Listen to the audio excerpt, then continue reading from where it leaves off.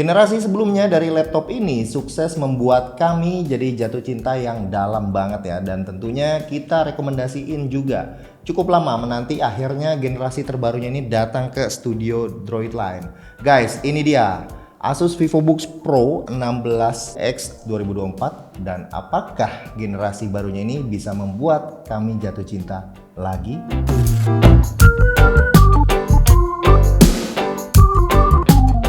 Kalau dilihat-lihat ini garis besarnya desainnya tuh masih sama ya kayak generasi sebelumnya. Nah, bahkan ini mirip dengan seri-seri VivoBook yang lainnya. Backdoornya ini polos dengan ada sedikit emblem Asus VivoBooks.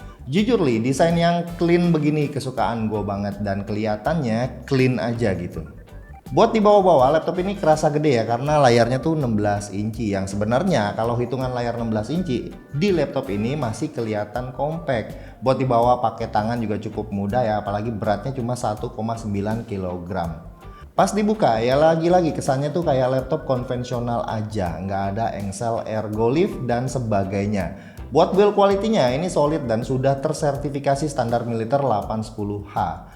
Dan bodinya juga dilindungi sama Asus Antimicrobial Guard yang melindungi bodinya dari mikroba yang diklaim itu bertahan minimal 3 tahun. Laptop ini ditenagai oleh Intel Core i9 13980HX yang punya 24 core dan 32 thread.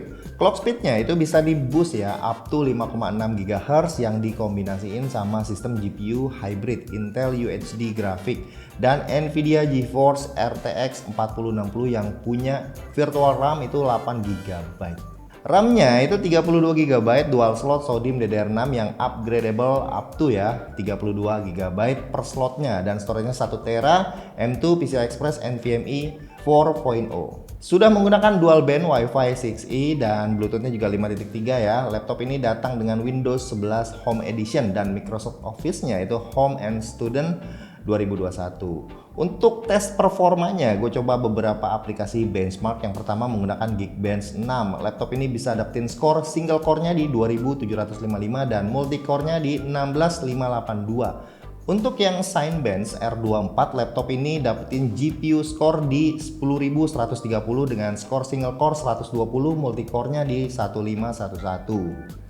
Lanjut gue cobain 3D Mark Time Spy. Laptop ini bisa dapetin overall skor di 10.925 dengan skor CPU di 17.573 dan grafiknya di 10.242. Nah, dengan perkiraan bisa main game yang Battlefield 5 dengan frame rate itu 100 plus di resolusi 1440p. Terakhir di PC Mark 10, laptop ini bisa dapetin overall score di 8241.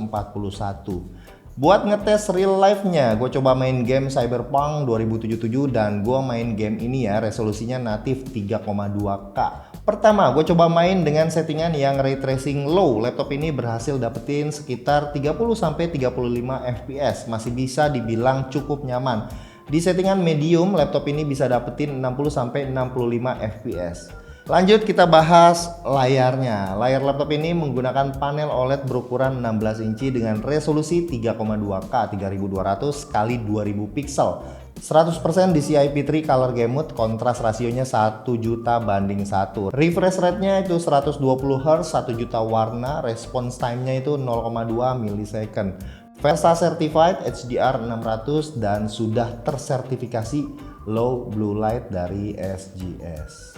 Dari speknya sih mengerikan ya, gue coba nonton video yang HDR di YouTube tuh gambarnya tajam, level kontrasnya tinggi, warnanya akurat, saturasinya juga ini pas ya. Nah, buat nonton Netflix ini layarnya udah support untuk playback Dolby Vision juga, dan speakernya ini udah support juga ya buat playback Dolby Atmos.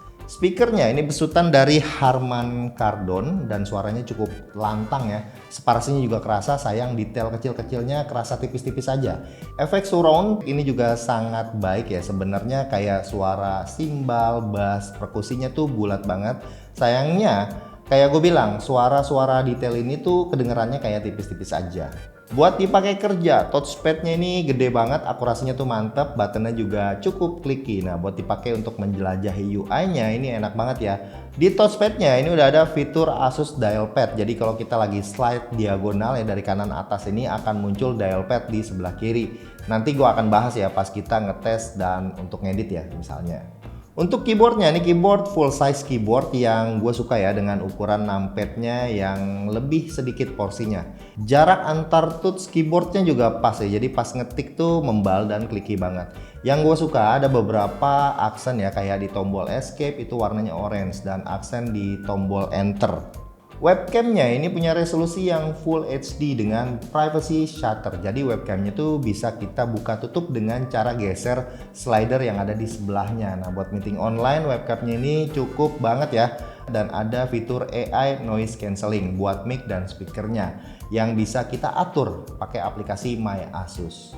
Oke, karena ini adalah laptop studio, gue bakal coba buat ngedit. Pertama, gue mau ganti color profilnya nih, layarnya di sRGB. Caranya masuk ke aplikasi My Asus, terus pilih audio dan visual, terus pilih menu Splendid. Nah, di sini kita cek ya gamutnya ya, jadi sRGB. Syaratnya kita harus matiin HDR-nya ya. Kedua, laptop ini punya MUX chip yang ngegabungin kedua GPU-nya. Saran gua ya, jadiin ke Nvidia only aja. Caranya lagi-lagi di My Asus, kita pilih MUX setting dan pilih discrete GPU. Ketiga, kita pilih aplikasi ProArt Studio dan kita pilih fan profile-nya itu di full speed. Yang pertama gue coba ini edit foto menggunakan Adobe Lightroom, yang gue akan langsung coba lempar ke Adobe Photoshop. Workflow-nya ini kerasa lancar banget ya, walaupun di Photoshop gue ini ada lebih dari 3 tab. Nggak ketemu lag sama sekali, kayaknya ini masih kerasa ringan ya buat laptop ini. Buat edit Adobe Premiere udah cukup lancar juga, dan gue ngedit menggunakan footage 4K 30fps 100 mbps itu masih lancar dengan preview full. Dan karena profile warnanya udah diganti ke sRGB, color correction untuk color grading itu misalnya kerasa effortless banget. Buat ngedit laptop ini jadi kerasa asik. Di Asus Dialpad-nya itu juga banyak fungsi ya, kayak di sini ya, buat zoom in, zoom out, itu buat gedein timeline-nya. Biasanya tuh buat step back atau step forward itu masih banyak fungsinya yang bisa kita atur di aplikasi ProArt Studio di menu control setting. Yang mau gue highlight lagi adalah sistem pendingin Asus nih ya, iCool Pro, yang bikin laptop ini jadi adem banget. Selama gue coba main game atau tes ngedit itu nggak kerasa panas yang mengganggu. Dan di mode fan full speed itu juga suara kipasnya nggak terlalu kencang. Klaimnya Asus itu kurang dari 40 desibel.